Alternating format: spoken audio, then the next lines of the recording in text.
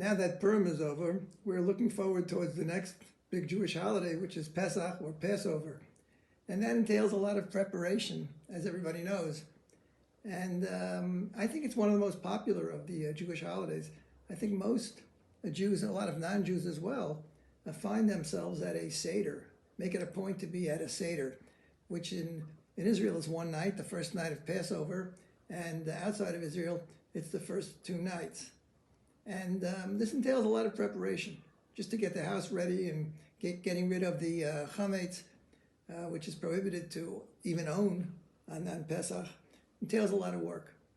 I want to talk a little bit about the Seder because it's a great opportunity to get together with family and friends, and it's a night of discussion, of ideas, of study together with your children, first and foremost the children. And that's why you have the 4 questions. The children are encouraged to participate, and not just to recite, the assignments they've been given in school perhaps, but also to participate, to think, to ask questions. Questions should be encouraged. And if a person is going to be leading a Seder, then he should be preparing, studying the relevant texts. And it should not be just doing what you did last year. Every year there's supposed to be a new element. Let your mind go free. And I want to share certain ideas from this point on, which might be helpful in terms of having a more meaningful Seder. Essentially, at the Seder, we're discussing the story of the Exodus from Egypt, which is the foundation of the Jewish people. And it contains so many fundamental ideas of Judaism. So it's something which, if a person is really into it, every year should be a discovery of new ideas. I want to start off with the phenomenal occurrence in Egypt, and that is the enslavement in the first place. How did it come about that the Jews came to be enslaved by Pharaoh, the king of Egypt? Originally, the Jews had it very, very good in Egypt, and it had to do with the fact of Joseph interpreted the dreams of Pharaoh, and Pharaoh was amazed by him and appointed him to be the ruler over the entire land. He was in complete control, especially during the years of the famine. When he virtually saved Egypt from destruction at the famine if they hadn't been prepared for that. And then what happened after that?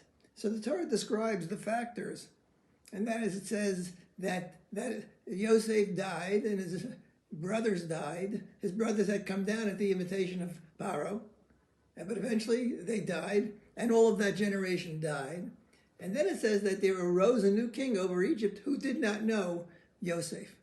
And that's when the accusations against the Jews began.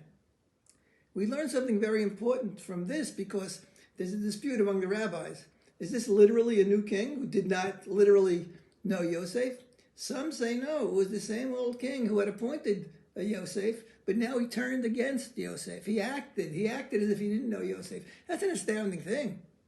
And what's the idea behind that? I think the literal interpretation is that it's obviously a new king, but the rabbis are saying it's possible to interpret it that it's the same old king. So what are they trying to teach us over here? It's a very, very important lesson. And you may have experienced this type of a phenomenon. They did so much for Pharaoh. They did so much for Egypt. How can they possibly turn against them? The answer is yes.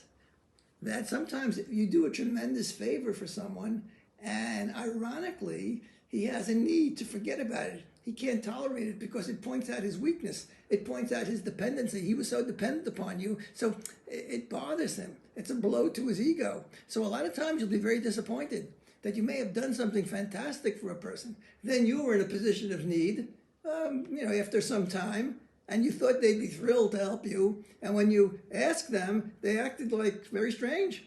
No, they can't. They had all kinds of excuses. What? This is not the way it was when you needed my help. So you see from this that you got to be very, very careful. The Jews can never be that comfortable in any foreign land. There's always a new king over Egypt, so to speak. This has happened so many times in history where the Jews were invited into a country by the rulers who needed them for economic reasons. And they did tremendous things for the country. And then, slowly but surely, the country turned against them and they were exiled. They were exiled from virtually every country in Europe at some point. So you see that you have to be very, very careful. Doesn't mean to say we shouldn't help people, but when you do so, you got to do it cautiously and protect your position. Never make them feel that you've done so much for them and that they are so beholden to you. The more you want to make people feel beholden to you, the more they're going to want to escape from you. Nobody likes to feel that way.